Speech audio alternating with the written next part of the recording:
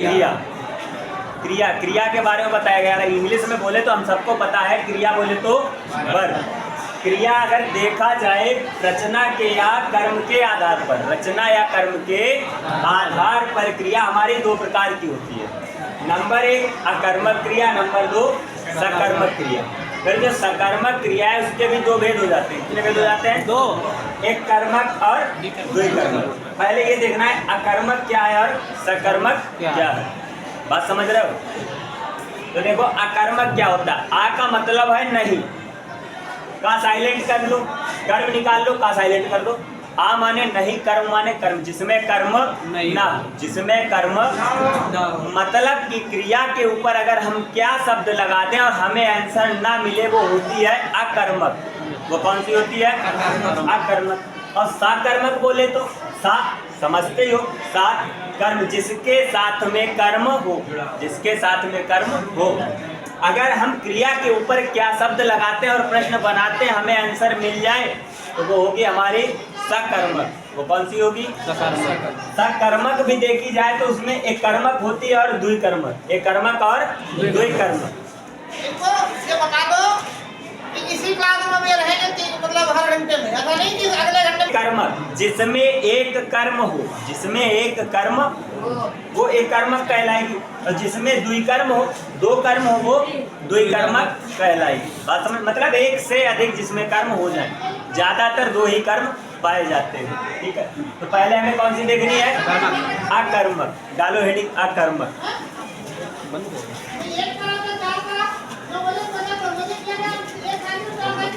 अब जैसे हमने क्या पहले कौन सी हमें देखनी है? अकर्मक। आ में हमने क्या बताया? जिसमें कर्म ना हो। क्रिया के ऊपर हम पढ़ क्या रहे? मेरा सब्जेक्ट क्या है? क्रिया। टॉपिक क्या है? क्रिया। क्रिया के ऊपर हम क्या शब्द लगाएं, क्या शब्द लगा करके हम क्वेश्चन बनाएं और हमको आंसर ना मिले, आंसर ना मिले, वही होगी अकर्मक। वही कौन सी होगी? अकर्मक। जैसे दौड़ना, रोना, हंसना, जागना, चलना, उड़ना, रेंगना, ये सब कौन सी क्रियाएं हैं? अकर्मक। जैसे चिड़िया आकाश में उड़ती है, चिड़िया आकाश में उड़ती है। उड़ना, उड़ना ही तो क्रिया है, उड़ना क्रिया है। अब उड़ना के ऊपर क्या शब्द लगा के तुम इसी वाक्य के ऊपर कोई भी प्रश्न बनाओ, क्या आंसर मिलेगा? चिड़िया आकाश में उड़ती है। चिड़िया क्या उड़ती है? कोई जवाब मिला? कोई फर्क नहीं पड़ता है। उड़ता कौन है? तो चिड़िया अपने लिए उड़ रही है ना, चिड़िया अपने पंखों से उड़ रही है, तो कौन सी क्रिया हो गई? कर्मक। अब ऐसे ही दौड़ना, लड़का दौड़ता है, कोई कर्म है? कर्म बोले इंग्लिश में जानते ही हो, ऑब्जेक्ट, वही ऑब्जेक्ट है। गीता रोती है, क्या रोती है? कोई जवाब मिला? वह हंसता है, कोई जवाब मिला? वह जागता है, कोई जवाब है? वह चलता है, कोई जवाब है? उड़ना बता ही दिया। जैसे सांप रेंगता है, सांप रेंगता है, सांप जमीन पर रेंगता है।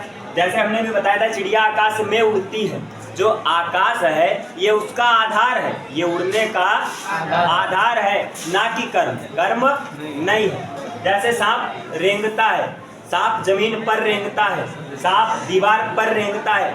सांप क्या रेंगता है?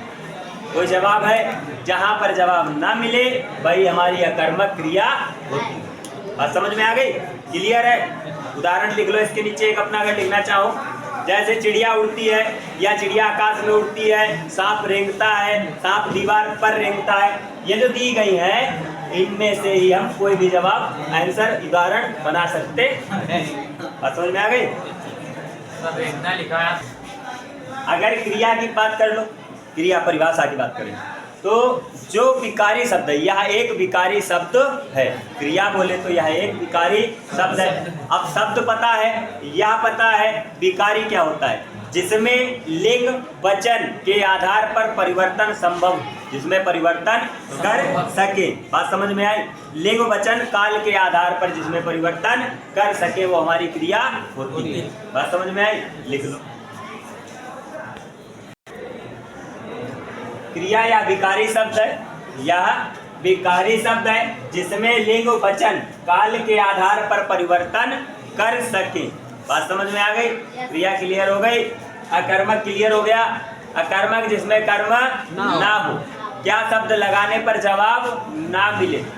किसी भी वाक्य में दिया जाए, उसमें पूछ दिया जाए, ऑप्शन के ऊपर होता है, कोई भी वाक्य दे दिया गया, फिर पूछा जाएगा अकर्मक क्रिया कौन सी है। 4 वाक्य दे दिए गए, ऑप्शन में अकर्मक दे दिया गया कि अकर्मक क्रिया कौन सी है, किस वाक्य में अकर्मक क्रिया है या किस वाक्य में अकर्मक क्रिया नहीं है।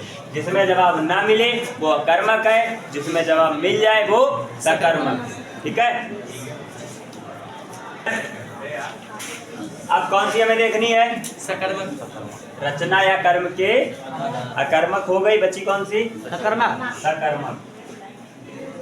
सकर्मक इसका क्या है? जिसमें हमें जवाब मिल जाए, जिसमें हमें जवाब मिल जाए। जैसे कोई एग्जाम्पल? सांप जमीन पर रेंगता नहीं,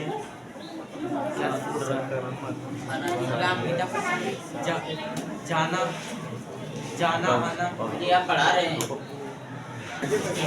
देखो, सकर्मक जिस क्रिया का प्रभाव कर्ता को छोड़कर कर्म पर पड़ता है।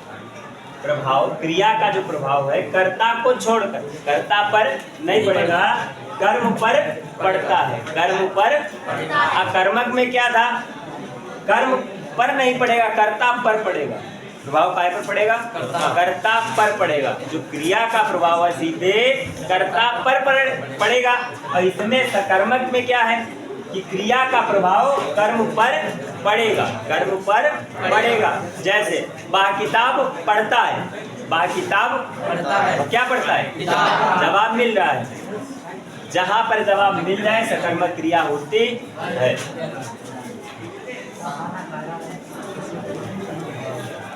वह किताब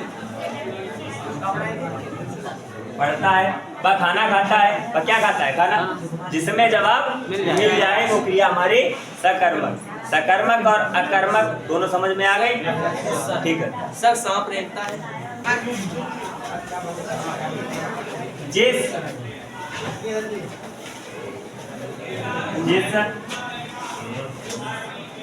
सकर्मक क्रियाओं में, जिन सकर्मक क्रियाओं में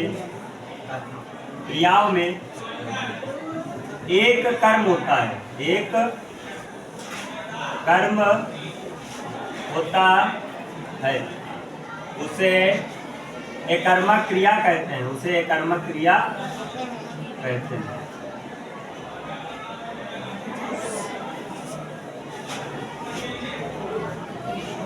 उसे कर्मक क्रिया कहते हैं।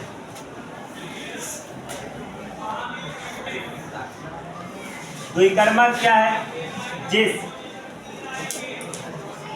सकर्मक क्रिया में, जिस सकर्मक क्रिया में एक साथ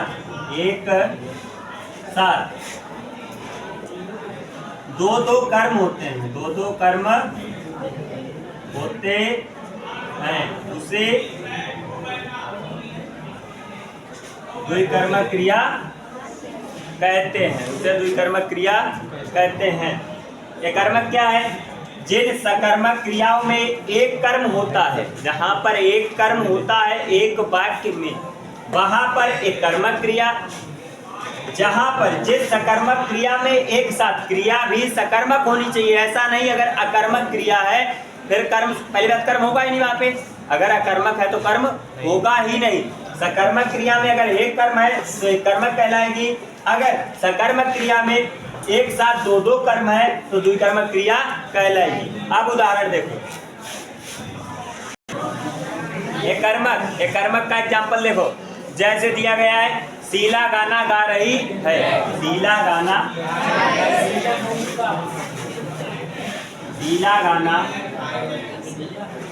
गा रही।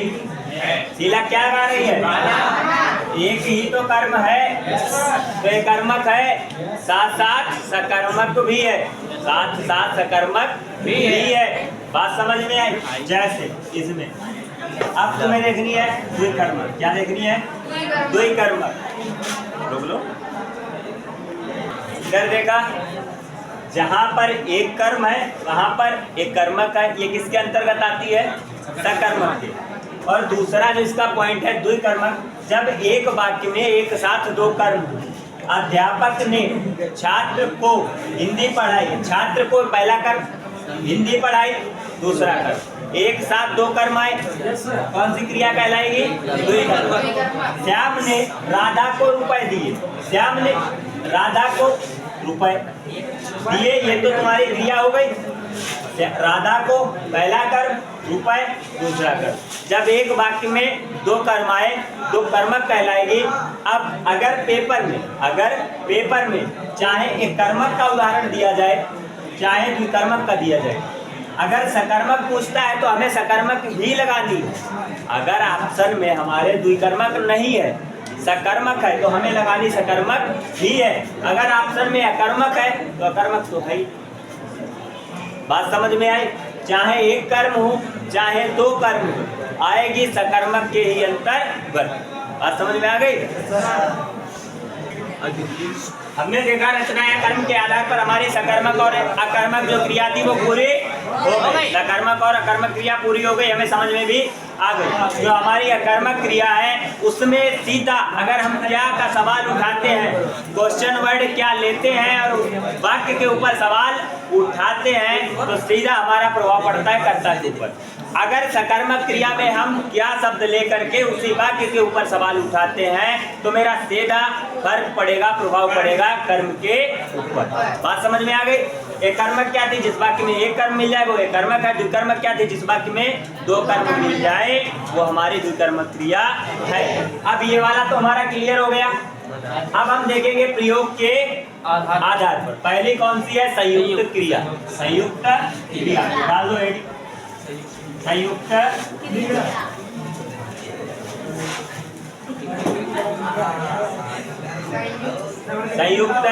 क्रिया।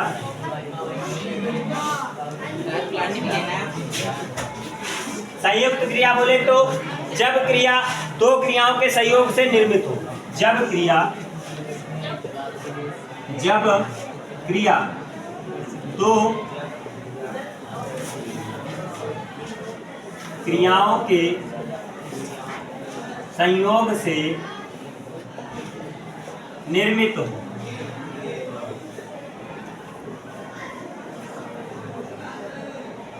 जब क्रिया दो क्रियाओं के संयोग से निर्मित हो तो उसे भैया क्या कहेंगे? संयुक्त क्रिया। संयुक्त क्रिया। अब दो क्रियाएं कैसे? वाक्य में दो क्रियाएं मिल जाए, वाक्य में दो क्रियाएं मिल जाए। लिख लो ये। जैसे मुझे पढ़ने दो, मुझे पढ़ने दो। क्या इसमें दो क्रियाएं हैं? नहीं है। पढ़ने दो, देना क्रिया है, पढ़ना क्रिया है। वर्षा होने लगी, वर्षा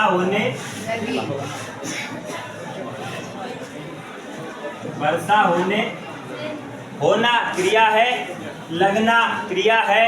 दो क्रियाएं हैं, संयुक्त क्रिया है। परिभाषा क्या है? जब क्रिया दो क्रियाओं के संयोग से निर्मित हो। जब दो क्रियाएं मिली तभी तो हमारी क्रिया बनी। समझ में आया? नहीं आया? जैसे वह पेड़ से कूद पड़ा, वह पेड़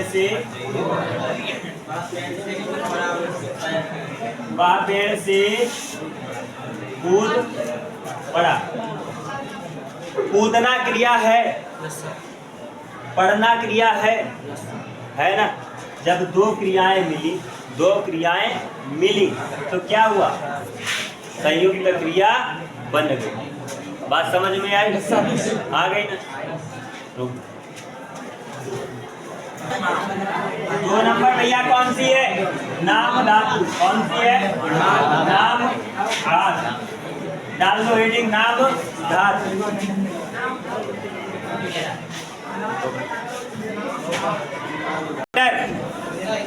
अब जैसे नाम धातु क्रिया है, क्या है? नाम धातु क्रिया हमारी कब बनती है?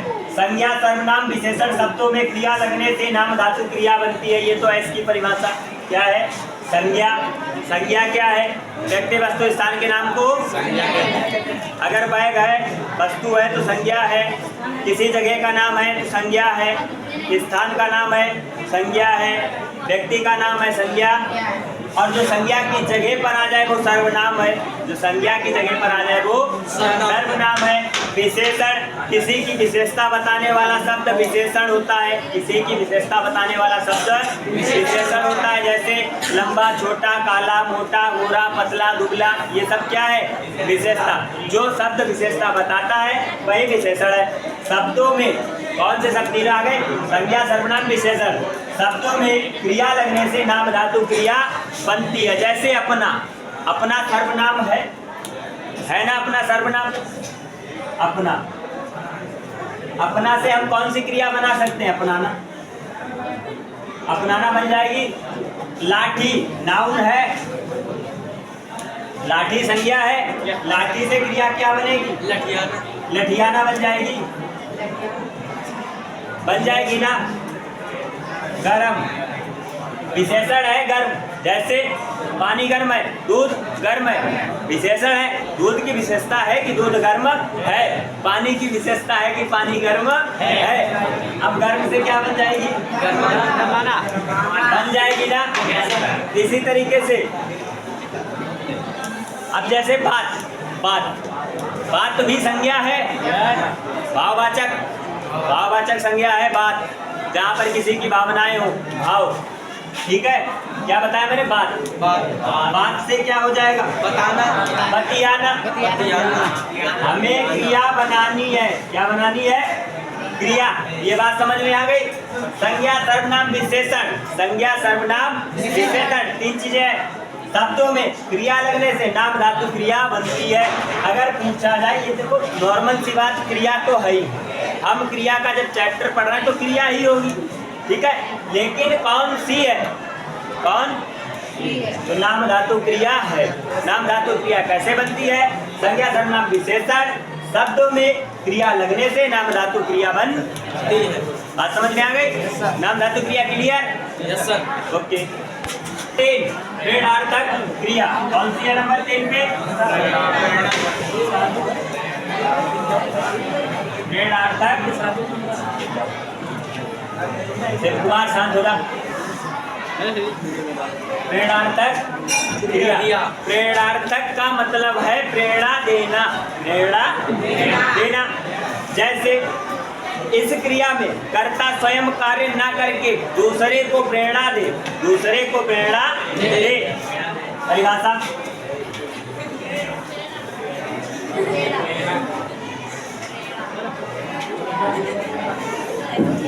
जिस क्रिया में कर्ता स्वयं कार्य न करके दूसरे को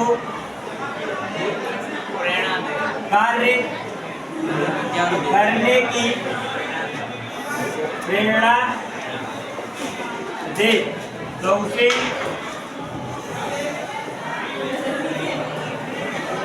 प्रेरणार्थक क्रिया कहते। क्लियर? अब जैसे मालकिन ने नौकरानी से चाय बनाने को कहा, क्या मालकिन नहीं बना सकती? लेकिन उसने प्रेरणा दी किसको? नौकरानी को। मालकिन ने नौकरानी को चाय बनाने को कहा, चाय बनाने के लिए कहा। जैसे अभिभावक अपने बच्चे को अध्यापक से पढ़वाते हैं, तो ये क्या है? वो अध्यापक को प्रेरणा दे रहे हैं पढ़ाने की। बात समझ में आई? जैसे प्रधानाचार्य अध्यापक से हिंदी पढ़वाते हैं। बात समझ में आई? जिसमें प्रेरणा दी जाए वो कौन सी क्रिया कहलाएगी? प्रेरणार्थक क्रिया। बात समझ में आ गई? ये कौन से हम पढ़ रहे हैं? प्रयोग के आधार पर। 4 नंबर पूर्वकालिक। 4 नंबर पूर्वकालिक क्रिया। पूर्वकालिक भैया इसको पढ़ने से ही पता चल जाएगा। पूर्व माने पहले, कालिक काल बोले तो समय, क्रिया समझते ही हो। पूर्व माने पहले, कालिक माने काल, काल माने समय। जो कार्य पहले हुआ हो, जो कार्य पहले हुआ हो। जैसे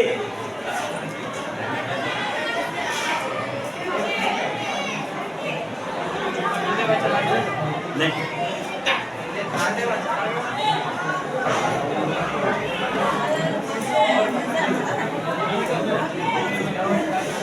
क्या ये, जैसे राम भोजन करके सो गया।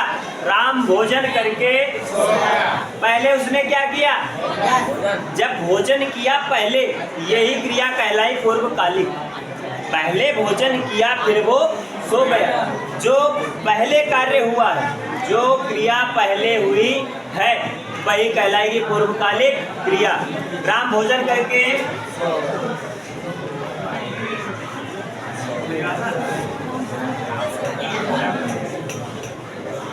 राम भोजन करके, ये जो भोजन करके है ना, ये हमारी क्या है, पूर्वकालिक, पूर्वकालिक क्रिया। बात समझ में आ गई, यही मेरी पूर्वकालिक क्रिया है। राम भोजन करके हो गया। बात समझ में आ गई, क्लियर है। 4 तक हो गए, बच्चे कितने, सहायक कृदंत सामान्य सजाती है, बच्ची है ये 4।